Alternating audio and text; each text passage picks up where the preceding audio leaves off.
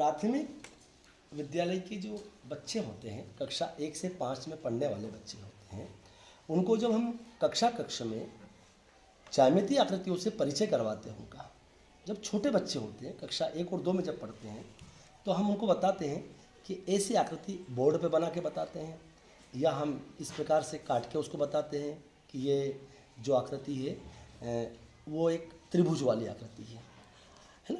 अब ऐसे हम बताते हैं कि ये जो आकृति है ये एक आयत आकृति है। इस प्रकार हम बताते हैं कि ये आकृति एक वर्ग वाली आकृति है। फिर जैसे बच्चा अगली कक्षा में जाता है, बड़ी कक्षाओं में जाता है, फिर हम उसको उन आकृतियों को परिभाषित करते हैं और उनको कहते हैं कि ये जो वर्ग वाली आकृति है ये 4 भुजाओं से बनी हुई है, जो चारों भुजाएं बिल्कुल बराबर होती हैं। ठीक है। ये जो त्रिभुज है ये त्रिभुज वाली आकृति 3 भुजाओं से बनी हुई आकृति कहलाती है, त्रिभुज कहते हैं उसे हम। इस प्रकार हम वर्ग वाली, आयत वाली, और उसके बाद में फिर हम ए से TLM के द्वारा भी हम बच्चों को समझाते हैं कि ये देखो ये 4 भुजा हमने बोला, ये 1 2 3 4 भुजा।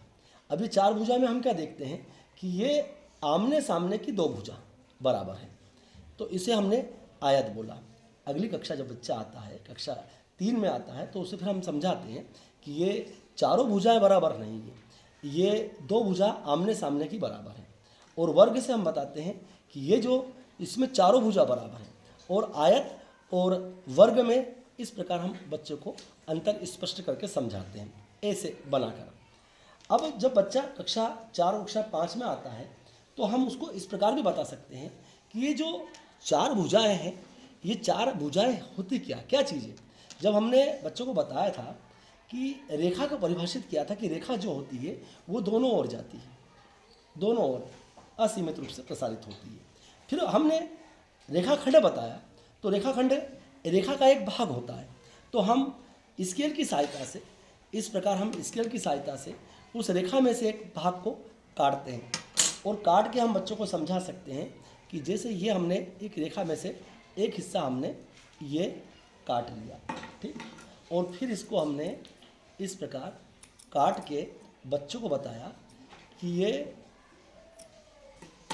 रेखा है, और उस रेखा में से हमने एक ये भाग बराबर काट लिया। अब इस बराबर भाग को हमने इसमें के 4 बराबर बिल्कुल ले लिया, हमने बिल्कुल सेम नाप के, है ना, बराबर उसकी नपती से हमने उस रेखा में से ये 4 हमने काटे, और चारों को हम बराबर रखते हैं, जिसमें चारों कोण समकोण होता है।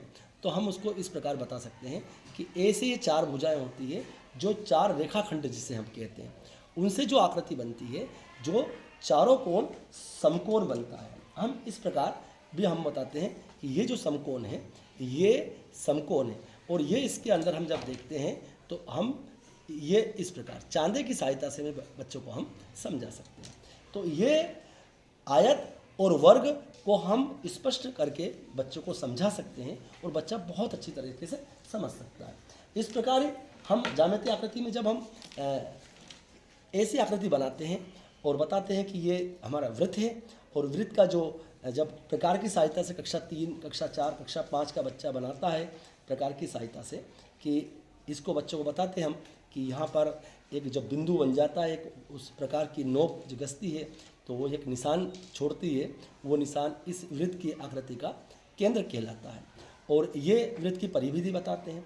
हम बच्चों को इस प्रकार से भी बता सकते हैं कि ये वृत्त की एक परिधि है, और ये जो यहाँ पर आप देखिए इसको ए से, ये वृत्त का व्यास है जो इस वृत्त को बराबर भागों में बांटता है। इस प्रकार भी हम बच्चों को स्पष्ट करके बता सकते हैं। और ये जो वृत्त का जो केंद्र होता है, और इस केंद्र से जब ये जो परिधि, वृत्त की परिधि पे जब एक रेखाखंड इस केंद्र से होकर गुजरता है और यहाँ पे आता है, तो हम ये त्रिज्या कहलाती है। इस प्रकार भी हम बच्चों को समझा सकते हैं। अलग अलग जब त्रिभुज के हम प्रकार पर जाएंगे, कक्षा 5 के बच्चों को समझाएंगे हम कि त्रिभुज के अलग अलग प्रकार होते हैं, तो फिर हम यहाँ पर फिर इस प्रकार भी हम 2 रेखाखंड बराबर के ले लेंगे। एक रेखाखंड अलग माप का लिया हमने, इन 3 रेखाखंडों से एक आकृति हमने बनाई त्रिभुज, इसको हम समद्विबाहु त्रिभुज कहते हैं। ऐसे हम फिर तीनों रेखाखंड को बराबर ले लेंगे, फिर उस बच्चे को समझाएंगे कि ये समबाहु त्रिभुज है। उसके बाद में तीनों अलग अलग माप के हम रेखाखंड लेंगे और फिर हम बच्चों को समझा सकते हैं ये विषमबाहु त्रिभुज है।